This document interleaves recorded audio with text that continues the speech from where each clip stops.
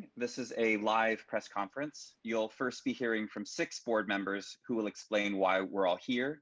That will take about 8 minutes. After that, I will moderate questions from the press. With that, I would like to introduce Shoshana Zuboff, author of The Age of Surveillance Capitalism and Professor Emerita, Harvard Business School. Shoshana? Thank you, Kyle. You know, folks, last night, Mr. Trump shamelessly weaponized broadcast television and the venerable institution of the presidential debate to sow fear and confusion, setting the stage for his rejection of the electoral process and of the peaceful transfer of power. Our group has come together for one purpose. We demand comprehensive action to ensure that Facebook cannot be weaponized to undermine the vote and with it American democracy.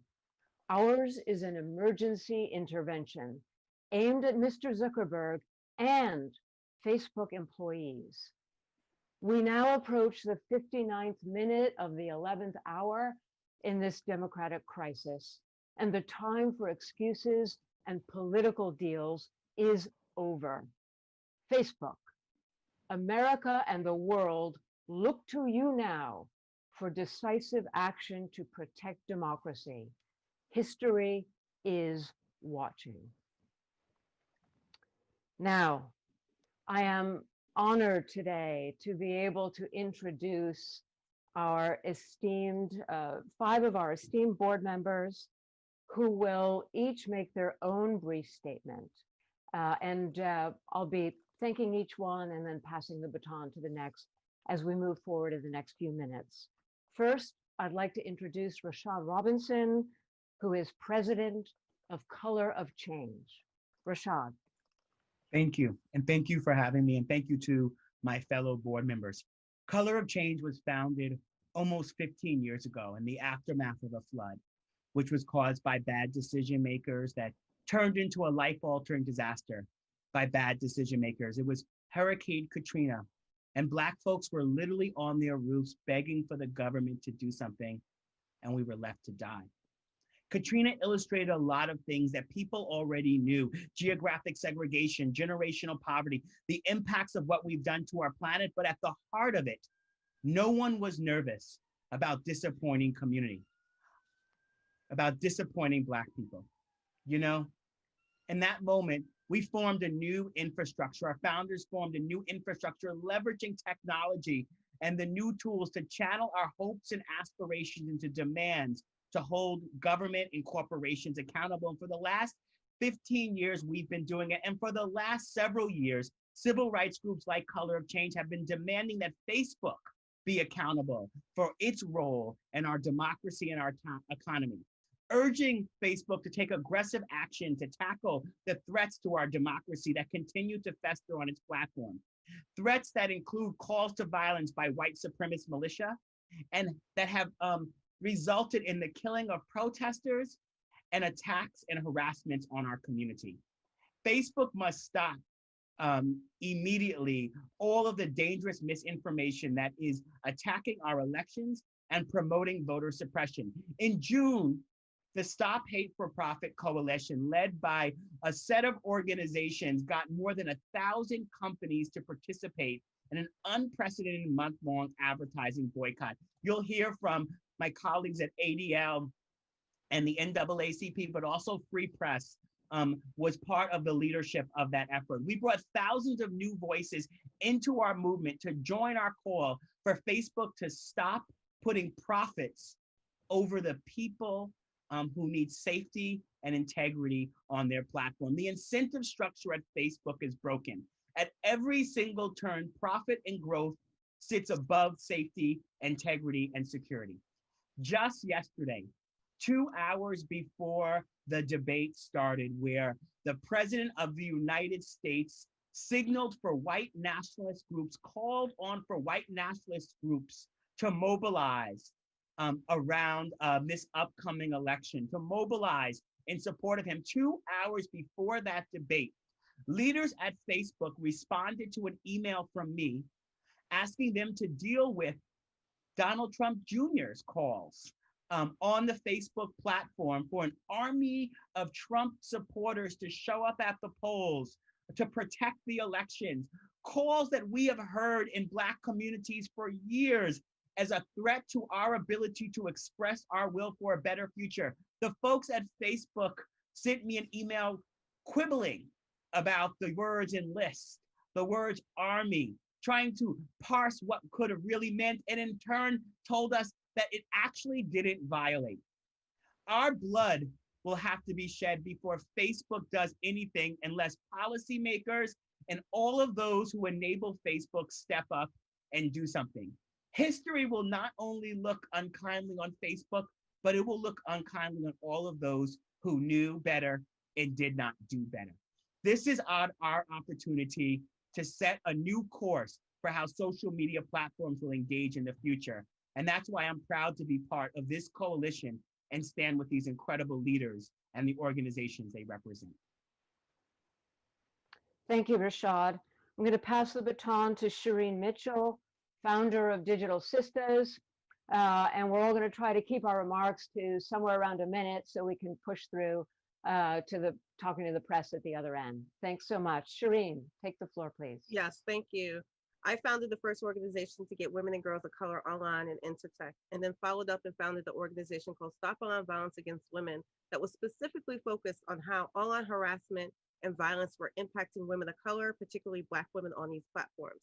As we tracked this behavior for years, since as early as 2013, we saw how Facebook in particular, but other platforms basically made it okay to target Black women and their voices.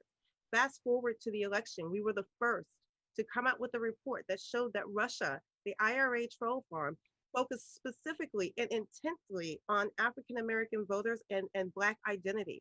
We were able to track this because we saw this type of behavior that was happening on these platforms on a regular basis. We were able to look at ways to help women who are being impacted and harmed by these platforms, with the platforms not doing anything about it. So when we talk about digital vote suppression, we're talking about the ways in which our votes are targeted using these platforms, using technology, and sharing false information and disinformation to impact the election. This has changed, but what has not changed is targeting Black voters in particular. And now we're watching and seeing how domestic and foreign actors are targeting us and targeting the vote, particularly the vote of Black voters. So what we're joining this oversight board today as with these other fantastic leaders, because we need something to be done about it, and the safety and integrity of the election, and also the safety and integrity of voters, particularly Black women who are the base of the party. Thank you so much, Shireen. Now let me turn the floor over to Derek Johnson, CEO of the NAACP. Derek?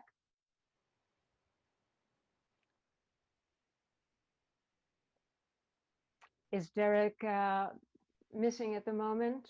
No, I was on mute. Here I go. Oh, Yes. Derek, there you are. So Yes. good to see you. Made my heart skip a beat. That's right. So thank you Please for the take the floor. opportunity. Thank you for the opportunity, and I am proud to serve on this board with many who are concerned with the platform of Facebook. NAACP, 111 years old, this nation's largest civil rights organization and oldest. We've seen many iterations of voter suppression. We've seen many iterations of violence as a result of Americans seeking to exercise their right to vote. From our founding, which was founded around the issues of lynching, to push back to have anti-lynching legislation. We have not seen this level of deafness from a corporate entity to serve society. We have had many conversations with Facebook, and they have refused to address basic issues of keeping people safe and protecting our democracy.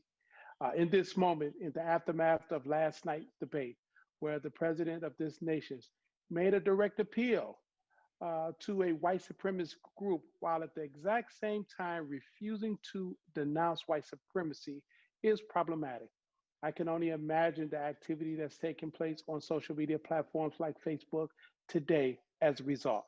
So we must stand up as a community to continue to call on Facebook to be a good corporate citizen, to put guardrails in place to keep people safe, protect our democracy, because the resultant violence that we have seen in Kenosha, what we've seen in the Bay Area with the federal law enforcement officer being killed as a result of inaction of Facebook, we fear that those activities will carry out the next 34 days up through the elections and after the elections. So this oversight board is also important because Facebook has refused to protect people and protect our democracy. Thank you so much, Derek. I'm now turning the floor over to Professor Lawrence Tribe, scholar of constitutional law and a professor at the Harvard Law School. Larry? Thank you, Shoshana. I'm honored to be part of this effort, probably the most important effort in my 50-year career in the law. We are, as Shoshana said at the outset, watching a coup d'etat in progress. The president spews hatred, sows chaos, spreads lies, spawns conspiracies, and actively suppresses the casting and counting of opposing votes. Then Fox loyally echoes and magnifies Trump's filth. Then Facebook micro-targets that filth to tens of millions of eligible voters and gets richer by the minute while it does it. People like me can engage, as I am engaging 24/7, in litigation to plan various legal strategies that will get in the way of the president's effort to steal the election. But that will not be enough unless the Goebbels-like cycle that I've described is broken, and broken now. We could be witnessing the end of the great American experiment. Nothing could be more important than to break that cycle. Law alone is not enough. This is a matter of society and information and culture. It's a matter of business models.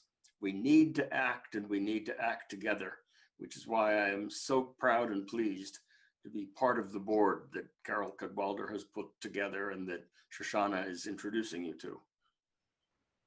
Thank you so much, Larry. And now finally, let me give the baton to Jonathan Greenblatt, who is the CEO of the Anti-Defamation League and will convey to you our initial ask in order to achieve some of the goals that we've just laid out. Jonathan? Thank you, Shoshana, and thanks to everyone here today. At ADL, we've been tracking extremist movements for generations. We've seen all kinds of hateful groups over the decades, but we've never quite seen a moment like this. Not just when tensions seem to be at an all-time high, but when a single media platform actively and knowingly has facilitated the flow of poison into the population and enabled waves of anti-Semitism and racism, Holocaust denialism and Islamophobic conspiracies, disinformation and extremism. Never have we seen one source allow such toxins to spread so far and so fast with such devastating results. And that platform is Facebook. The list is long, from Christchurch to Pittsburgh, from India to Myanmar, from England and to America. Again and again, Facebook has been weaponized with horrifying results. And in our country today, this crisis is more acute than ever as we face perhaps the most pivotal presidential election of our lifetimes, perhaps in the history of our country. That's why ADL, NAACP, Color of Change, Free Press, and so many other groups came together to form the Stop Hate for Profit Coalition this summer. That's why I joined the Real Facebook Oversight Board. And that's why here today, I am saying, we are saying, that Facebook finally must take concrete action to protect the democratic process and mitigate the risk of violence, the very real risk of violence in the weeks and months ahead. And so we, the Real Facebook Oversight Board, urge Mark Zuckerberg and Facebook to take 3 specific steps, 3 meaningful measures to protect this election and preserve our democracy. It is the least they can do. Number 1, Facebook must enforce its own policies actually remove posts inciting violence, whether those come from ordinary citizens, public figures, or elected officials, including the President of the United States, Donald Trump. Number two, Facebook must ban all paid advertising that mentions presidential election results until one candidate clearly and empirically is declared president-elect and the other candidate on the record concedes. Third and finally, Facebook must label all organic posts about presidential election results as untrue and premature until one candidate is declared president-elect and the other candidate concedes. This is what we ask. Thank you so much, Jonathan. And now we're going to revert back to Kyle. And Kyle Taylor will be taking questions from the press and allow our discussion to bloom from here and these brilliant, trenchant comments. So honored to be part of this group. Thank you all. Thank you all, and thank you, Shoshana, for managing that section. You did a brilliant job. Before we move to press questions, I wanted to pass briefly to Carol Cadwalader, who wanted to say a quick word. Carol? Hi, thanks so much, Carl. Thank you so much, everybody. That was so clearly put. All I'm going to do is say that there are really amazing experts, academics, civil rights advocates on this call. And I really hope that that some of their expertise might come out in the course of it. So there's too many here to kind of name quickly, but I mean, I'm just looking at my screen, and there's Maria Ressa, who's in the Philippines, who's already been a victim of Facebook's harms.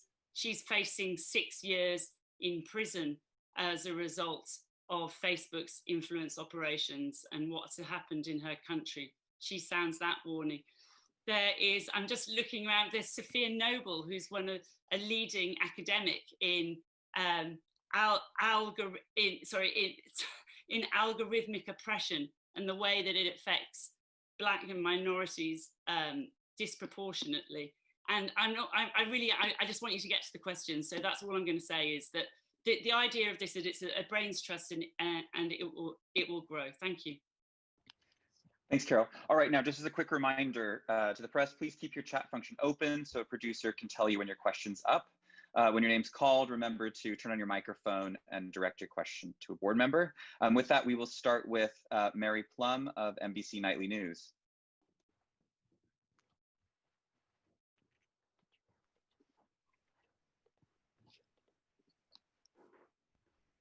Mary?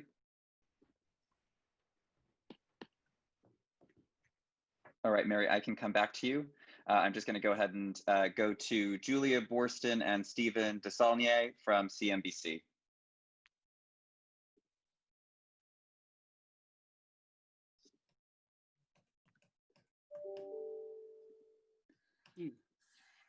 Okay. I'll move next to Carolyn Sands and Fergal Gallagher from ABC News. Hi, Fergal here. I guess my question would be to Jonathan, and basically on that first step about enforcing Facebook's policies to stop inciting violence. I mean, what specifically they have so many rules, but what specifically could they do more to enforce that they're not doing now? Is it being more specific on the language, or maybe you can clarify? I mean, Fergal, yes, indeed, they do have terms of service. But what use are terms of service if they don't serve any purpose? So Rashad Robinson talked earlier in this press conference about asking them to step in and stop allowing people like Donald Trump Jr. to call for the militarization of the polling places. That is a violation of their terms of service, and yet they keep it up. And they can give you all kinds of convoluted explanations. We've seen Facebook groups literally utilized this summer to organize violent actions on the streets and undermine the Black Lives Matter protests. In fact, the Kenosha Guards, another militia group, literally planned in broad daylight on Facebook groups the action that led to Kyle Rittenhouse showing up fully armed with a semi-automatic weapon and murdering 2 people in broad daylight. Fergal, any other company, any other media business would have shut this down long ago. The fact that Facebook doesn't enforce their own terms of service, at best, it's inexplicable. At worst, it could be illegal. And I think that's why Professor Tribe and others have brought cases. And that's why this group is going to be focused on holding Facebook accountable now until Election Day and beyond. So like that specific example, the Kenosha Guard, where they said it was contractors who missed it, so their core team didn't find it. So their core team should be looking at it, everything, right? J&J didn't get to say, well, those Tylenol bottles were tampered with, but maybe contract workers had shipped them, right? Ford didn't get to say, well, the Pinto was blowing up, but maybe contract workers put it on the line. Facebook should do what every other company in American business history does. When your product doesn't work and it kills people, you take it down and you fix it, or you sunset it. That's how it works in every other industry. That's what we're asking for here.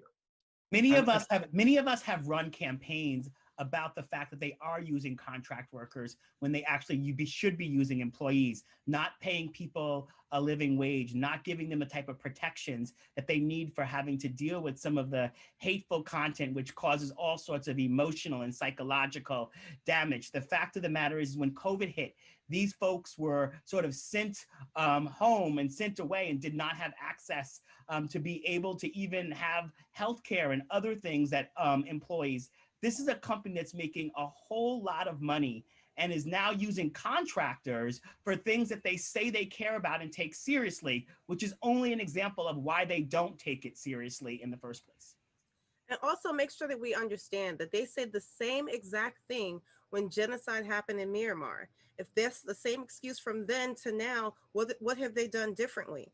And the other piece about this is that people don't realize is that when you have contractors and those that don't live in this country, don't understand what white supremacy looks like and the violence that happens in this country, they will all miss the mark on it. If you don't have people who have understanding of what it looks like for Black identity and to be targeted on this land, that's one of the reasons why they need to change their not only their service, but the ways in which they're hiring employees and contractors to do the moderation process. The problem with Facebook is they are refusing to take responsibility or be accountable for their platform. They tout their successes, but try to blame their failures on outside forces or factors, when in fact, they are both accountable and responsible for how the platform is being used. So to say in one breath that you have community standards in place, and when those community standards are not followed or you fail to enforce them, then you blame it on an outside factor. That's irresponsible for a corporation of this size, and there needs to be more accountability taken by them. There needs to be more accountability put in place so future harms are not caused by the use of this platform. All right, thanks very much, Derek. Let's move to the next question. Next we have Rob Pegararo from USA Today. Rob?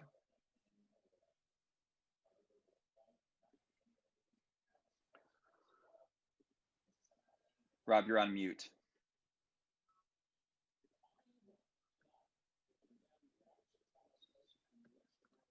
All right, I'm gonna give it one more moment, Rob.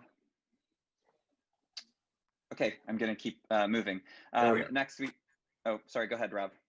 Hey guys, so it looks like I've seen many other demands placed upon Facebook, made of Facebook in the past, like stop allowing micro-targeting of political ads,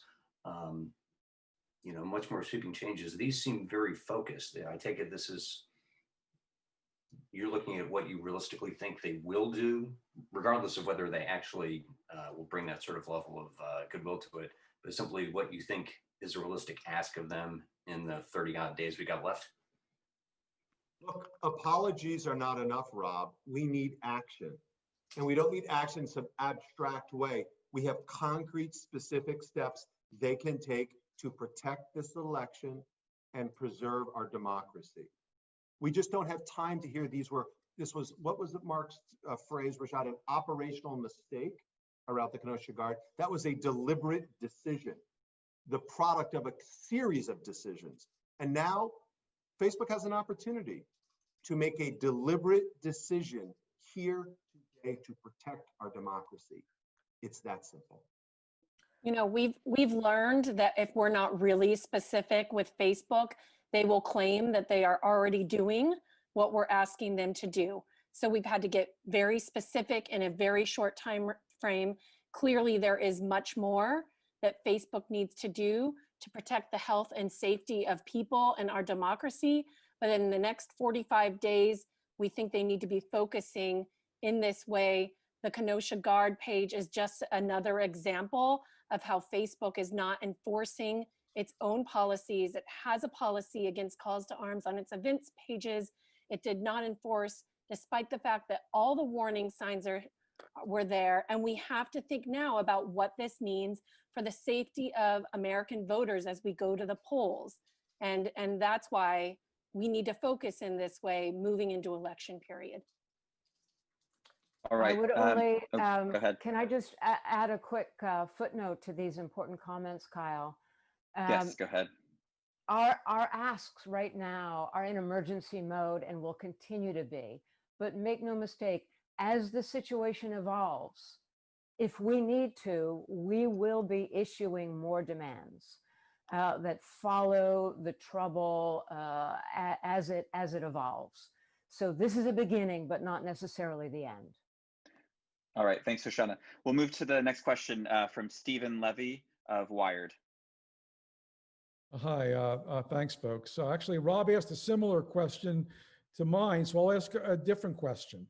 Facebook seems to regard this board as a collection of chronic critics of Facebook, and I'm wondering whether their perception of it is basically, they wouldn't have to answer to one of you speaking in a book like Shoshana wrote, or with a publication backing you, or with Maria, just the force of her stature, but something that could easily be dismissed. So I'm curious why you feel that these demands are going to move a person like Mark Zuckerberg, who I can tell you is a very dug in and stubborn person, and maybe less likely to respond to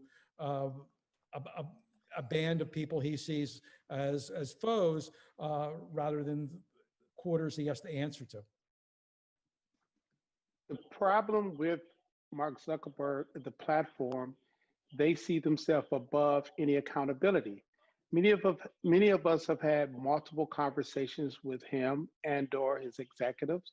There have been many demands made, requests made, conversations had in his home on Zoom, and they've done nothing. This is not about being chronic critics. This is about making sure people are safe and our democracy is protected.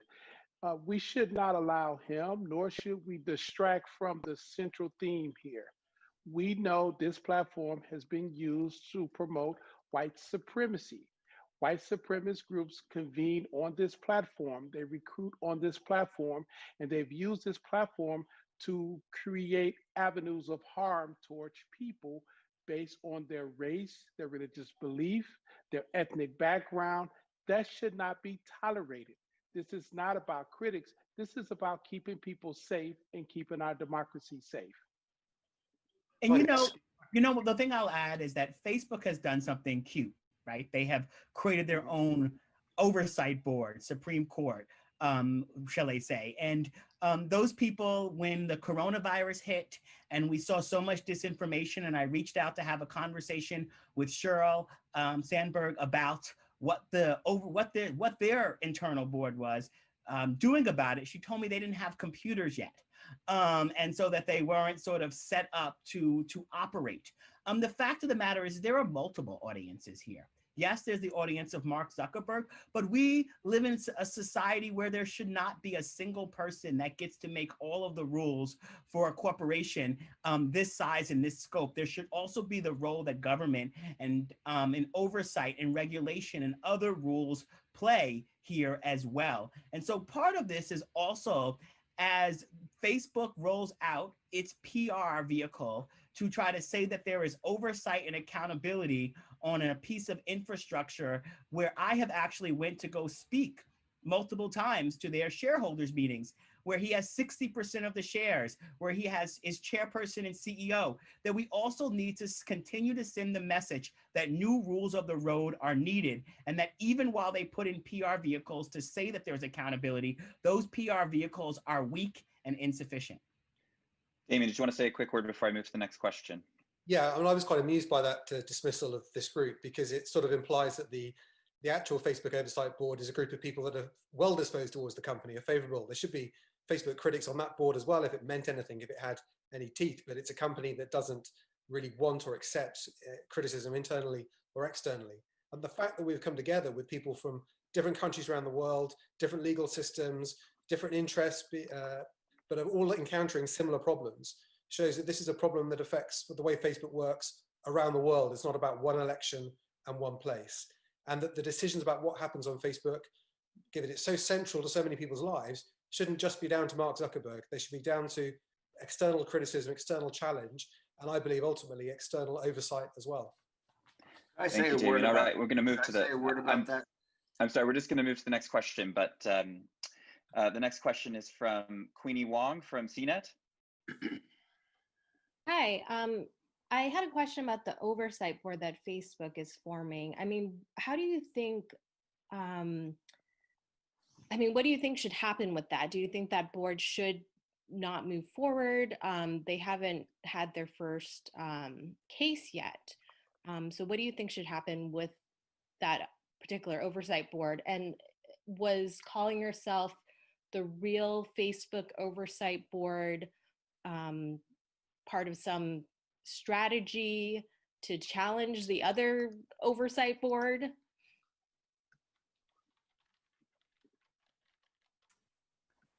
I I'd be suppose happy maybe I to should. tackle that, or Should- who wants to go I for it? tell you what, if I just say just something quickly, and then Shoshana, Yeah. perhaps you can take it on. And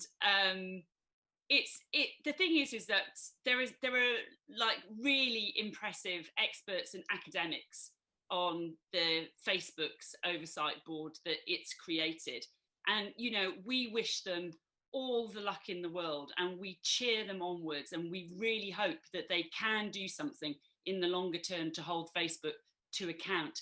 But they are not going to be holding them to account right now at this critical time. And so that was the whole purpose of doing this, was that it is meant as just an emergency response in this moment, given the risks that these people have been shouting about and are not being heard. And the only thing we wanted to do, and there's a little band of people who've been working behind the scenes to just try and put this on and to give these experts and these leaders a voice, is that it's just to try and make people understand that the people who really understand these systems and who really understand this technology and understand the ways that it impacts these communities are sounding the alarm bell and are saying that this really could be used to destroy, American democracy as you know it, essentially. But I'm going to hand it to Shoshana, because she's been a cheerleader of this project from the start, and her support in terms of getting it off the ground has been very key. Thank you, Carol. I just want to add a couple little ideas. Number one, I agree with Carol that there are fine people on that board, and nothing that we're doing is personally aimed at them. I believe it is fundamentally illegitimate for Facebook as a corporation to be constructing and funding its own oversight board. And that can only happen in a world where we have a void in the rule of law, that we do not yet have the legal frameworks and institutions in place that should provide the oversight that this highly consequential corporation requires. The second point I want to introduce, and this also reverts to Stephen's question, I think we all regard this board as not a vehicle for our own voices so much as a channel for the voices of the American public, of the American citizenry. We are at a moment right now where, based on the most up-to-date survey research, the American public has entirely lost faith with this corporation. I'm looking at numbers right now. 70% say Mark Zuckerberg has too much power and that Facebook puts profits over societal harm. 79% want Facebook to do more to protect democracy. 91% want it to fix misinformation as a matter of the greatest urgency to democracy. So if Mark Zuckerberg doesn't want to listen to Maria Ressa or Larry Tribe or Shoshana Zuboff or any of the other great people who have put their time into this, listen to the American public, because they are telling you, Mr. Zuckerberg, that your time is up one way or another. You can get on the right side of this, or you can continue to prevaricate and hide behind your political deals. That's where we are. Thanks, Shoshana. I wanted to bring Maria in quickly, and with them we'll move to the next question. Maria?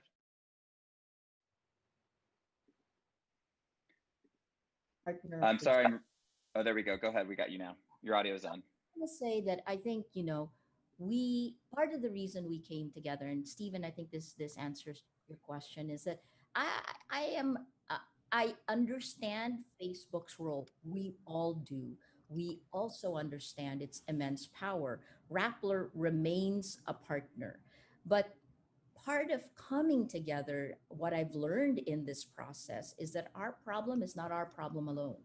Our problem is everyone's problem. And, for the last 4 years, I've been jumping up and down saying our dystopian present is now your dystopian present.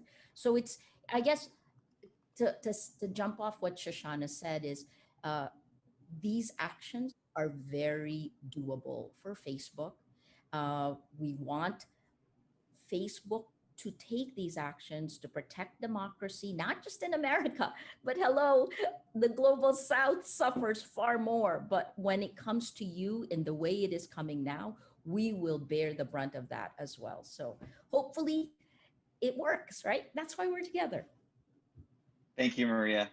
Okay, the next question is from Vice, David Gilbert at Vice. David? Thanks, Kyle. Thanks, everyone, for taking the time to chat to us. I'm just going to pick up on something Shoshana and Maria said there, that, Shoshana, you were saying that the American public is no longer behind Facebook. And, those stats you say are fine, but in terms of what will really get Mark Zuckerberg and the Facebook board to listen is probably, a loss of revenue and loss of numbers of people using the service. And despite, 4 or 5 years now of almost constant daily problems and criticism and controversy about Facebook coming up, nothing really has changed. Like if the fact that the UN said that Facebook facilitated genocide in Myanmar wasn't enough to make any real changes to the company, obviously for a lot of people on this call, the US election is a huge deal. And for people in America where Facebook is, it's kind of bringing it to the fore. But for a lot of people around the world, these problems have been there for years and no one has paid any attention. I suppose my question is, do you guys think that you need to get the public on board for this campaign?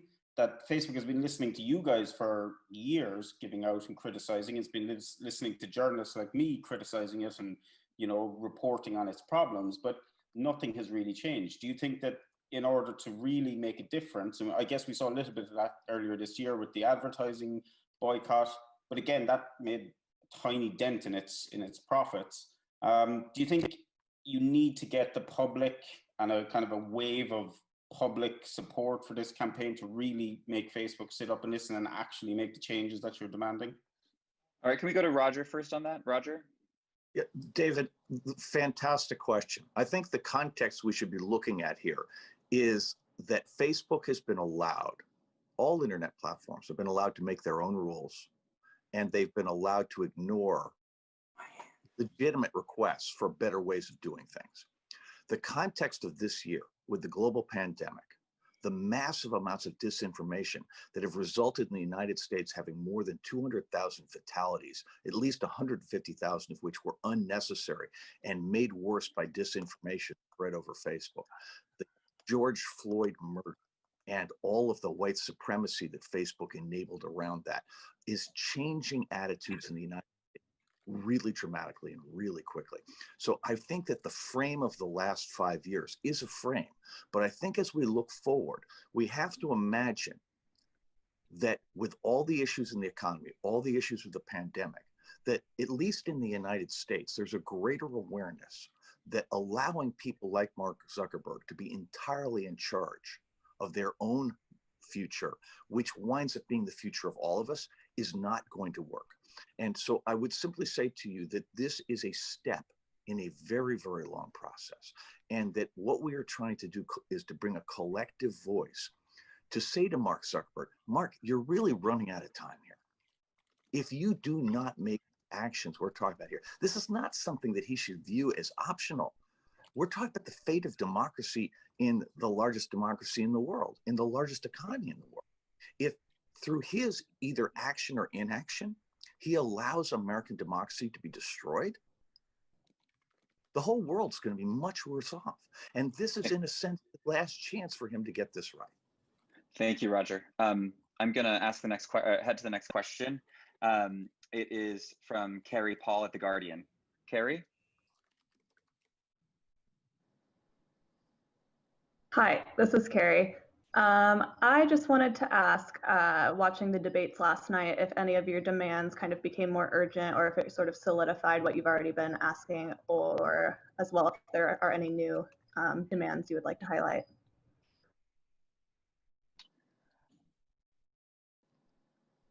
Safia, do you want to go? Great. I think there's no question that the mass media channel for helping educate the American public was also broken last night.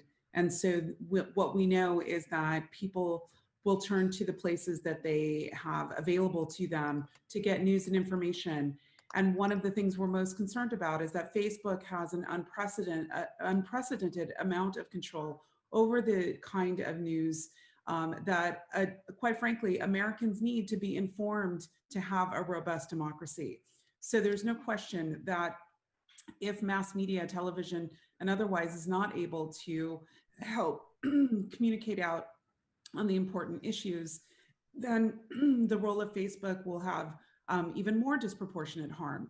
I think we're incredibly alarmed at the speed and scale through which propaganda, just last night, we saw that the top trending sites that were communicating about the debate, what was happening off platform, were in fact white supremacist and extremely far right leaning organizations that were weaponizing Facebook to take control of the narrative about the debates. So there's a relationship here between mass media and what Facebook is doing. And quite frankly, they are so reckless in their lack of regard for understanding how almost instantly their platform can be weaponized to foment white nationalism, white supremacy, to undermine and suppress the vote across a variety of different constituents, young people, African Americans and Latinos. We're seeing this in real time, those of us who study this work, and I think it's absolutely crucial that if Facebook will not on its own, then we might need some major intervention by regulators immediately because too much is on the line. Thanks, Safi. I just want to bring in Larry quickly on this. Larry? I think the importance of public intervention should be stressed. Shoshana mentioned that we don't now have a legal framework that can impose the kind of accountability that we're calling for. There was an echo between what we heard on the debate and the lack of accountability of Zuckerberg, because you will all remember, I'm sure, that when the President of the United States was asked, not during the debate, but a few weeks ago, do you have any accountability, any sense of responsibility for all the people who have died? He said quite openly, I'm not accountable. We have to have methods of holding power to account. That's why, in the long run, a company as large and as powerful as Facebook needs to be confronted with the possibility of being regulated and broken up. It waves the flag of free speech, but instead spews false speech and violence and encourages violence. The idea of holding it accountable with simple lawsuits for liability, the way we did the tobacco industry, is not going to be enough. We need a different legal framework, and the purpose of this effort is not simply to talk to Mark Zuckerberg, but to help to build a long-run movement of popular support for a different political and legal regime. When some of you mentioned that there are 39 days till the election, we have to think in longer terms. There's 112 days until the inauguration. We are in danger until that point and well beyond. So this is a call to action that doesn't expire simply with November 3rd, and that isn't addressed only to Mr. Zuckerberg. It has to generate a global call for responsibility, to which even Facebook will have to respond. And on that point, if I can just ask, Linya Banyo wants to add to that before we move to the next question. Thank you very much, Kyle. I think it's important to draw the, the connection between what's happening in the United States and what's happening in Africa. I'm based in Nairobi, Kenya, and it's important to see and learn the lessons from which we have had from the 2007 elections, where Kenya went into post-election violence, and the case, landed at the International Criminal Court. It's also important to look at the work that Facebook has done in Africa and follow that up with Cambridge Analytica and the impact that they have had in Africa. And so I think drawing that parallel will be important for the United States to learn lessons from it, especially on the impact of social media, which specifically in this case is Facebook. Facebook has a content moderation center in Kenya, which is serving the entire African continent. And I believe that fixing this in the United States will also fix democracy across the African continent and even largely in the global south. Facebook will be here for part of the elections in Africa and then profit from the elections and then leave after the elections. I think Facebook should be held accountable. The world will be better for it. Thank you. Thank you very much, Linda. Okay, let's go to the next question. It's from Shirin Gaffrey at Vox. It might be Gaffrey, I apologize, Shirin. Hi, yes, it's Shireen Ghaffari at Vox, and my question is, what is the Real Oversight Board's next order of business? What are, besides sort of media and public statements, what does the Oversight Board really plan to do next? Shoshana, do you want to? Well, we are set up to continuously monitor. We are going to be, as I said before, evolving new demands, new forms of communication. And I think what Larry said before is extremely important. This right now is emergency action. We are designed as an emergency intervention, and part of that is, yes, to make a lot of noise and to create a channel where the attitudes of right now the American public find a way to be expressed, find a way to get attention, because Americans are trapped between a platform on which they depend in many ways and a platform that they know is undermining their lives and their government. So in the short term, we're focused on these demands, but then we have the larger challenge of creating the new forms of collective action so we can actually provide channels for voice for many people. And that really is the work of the coming months and years once we get this election behind us. Thank you very much, Shoshana. All right, I'll keep us moving on to the next question. Lawrence Dodds from The Telegraph. Hi all, thank you very much. Can you hear me okay? Yes. Thank you. Great. I wanted to ask you about the role of Facebook's algorithms in this, and particularly the group recommendation algorithms.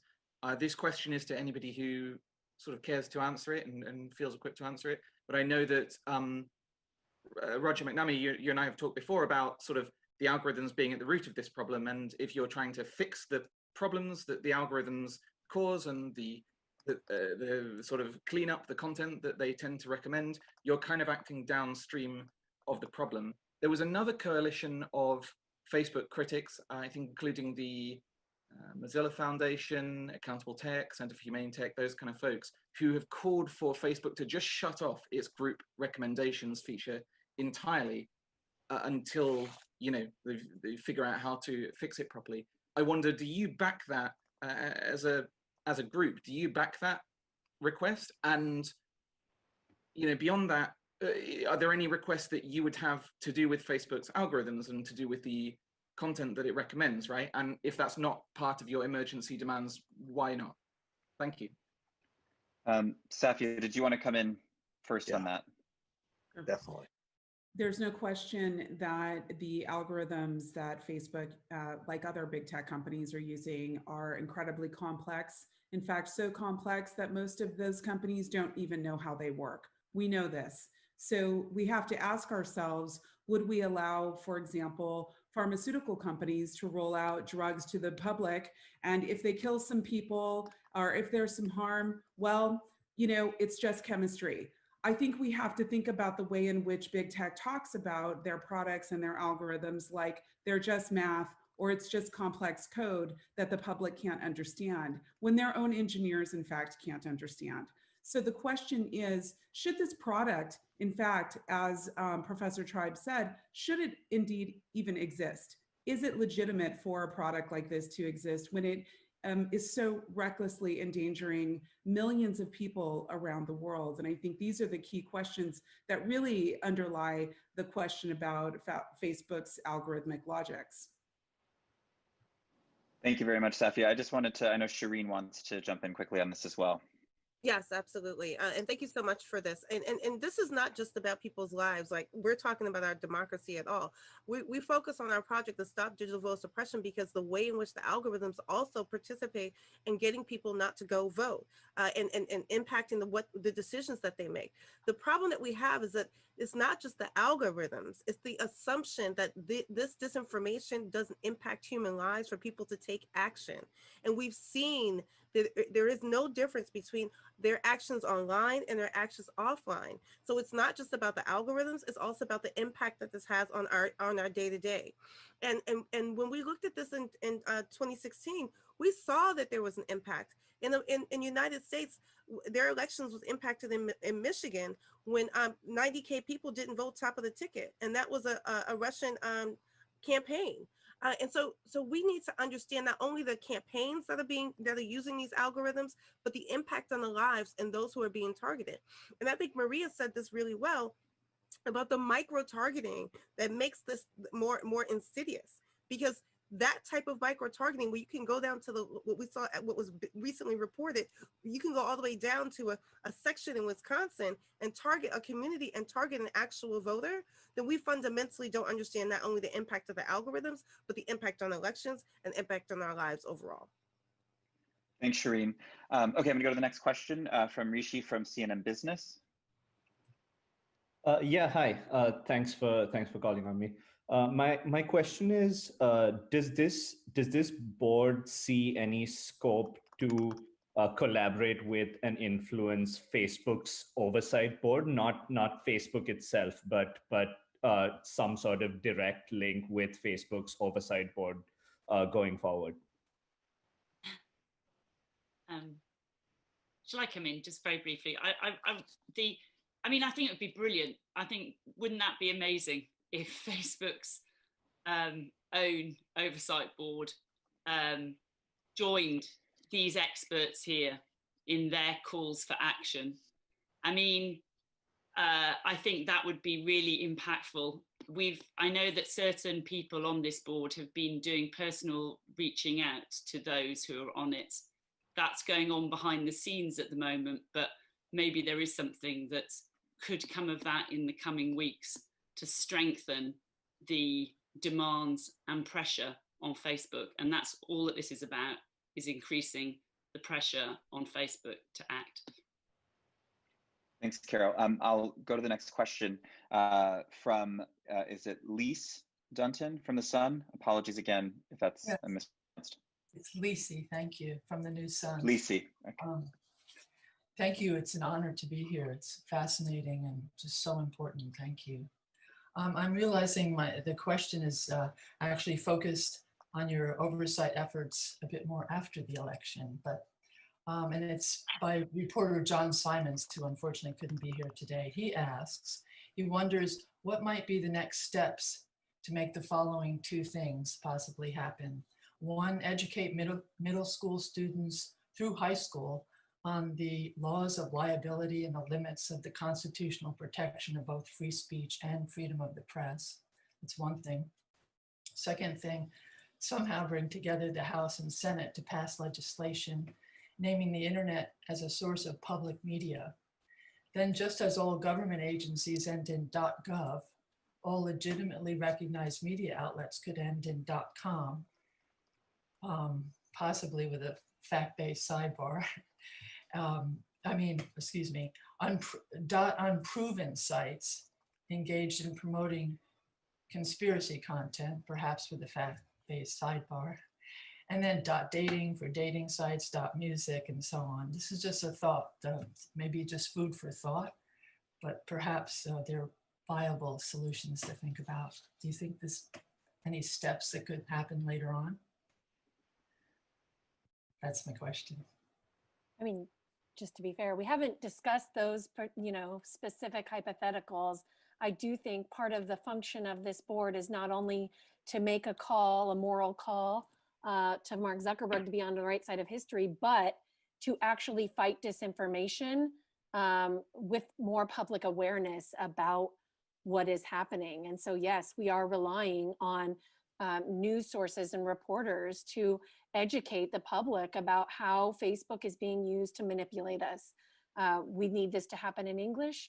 We need this to happen in Spanish. Spanish language content moderation in the US and elsewhere is particularly under-resourced at Facebook. We saw reports about that a couple weeks ago out of Neiman Labs.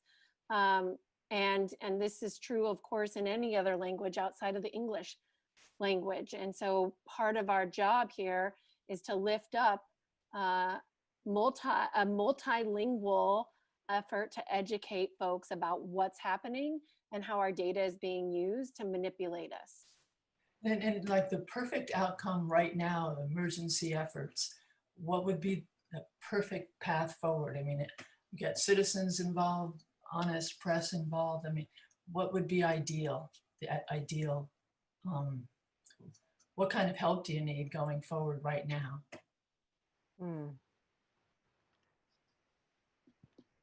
Well, I can tell you that one thing that would make a huge difference to democracy is that the very companies who are undermining it pay taxes back into the public coffers that strengthen democratic institutions. And that includes K through 12 schools, universities, public libraries, all of the kinds of resources, journalism, public media. These are the kinds of democratic institutional counterweights that can stand up to a very narrow band of big tech companies led by Facebook, quite frankly, to undermine democracy. If you want a well-informed, thriving democracy, you actually have to have a well-informed, thriving citizenry or community of people who can be well educated on the issues. We cannot just leave it to internet companies to be somehow in the vanguard of educating the public. We need all of the other longer, more complex, more robust organizations to help educate the public. This is not just a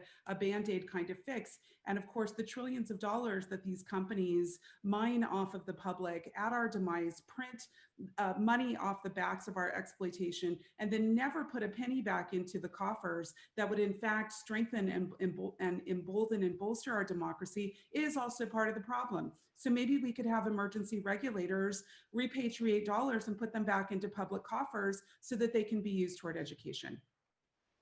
Wow, thank you. Kyle? Yep, go ahead, Shoshana. Can I add one little comment here? Since we're talking to Lisi and other journalists right now, I think it's important to say that journalists have a tremendous role to play at this moment. This is not a time for formulations of false equivalence. This is a time to really lift the veil on what's going on. We've had great reports, even from Bloomberg to New York Times and everything in between.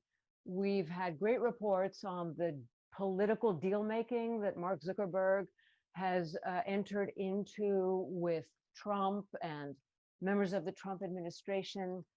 We've had the last 2 nights of really stellar investigative reporting on Channel 4 News in the UK, unveiling exactly how the Trump administration, the Trump campaign used Facebook, weaponized Facebook, using all of the traditional methods and mechanisms of surveillance capitalism to suppress the Black vote in 2016, and now to stir up the white vote in 2020 with false reports about law and order.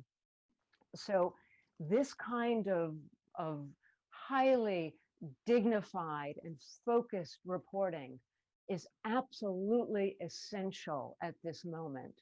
And I'm so proud of all the journalists who are here with us, and know that your role is front and center in this struggle. Thanks very much, Shoshana. And with that, we're going to close. Thank you all for coming, and I will leave it all there, and you can expect more from us very soon.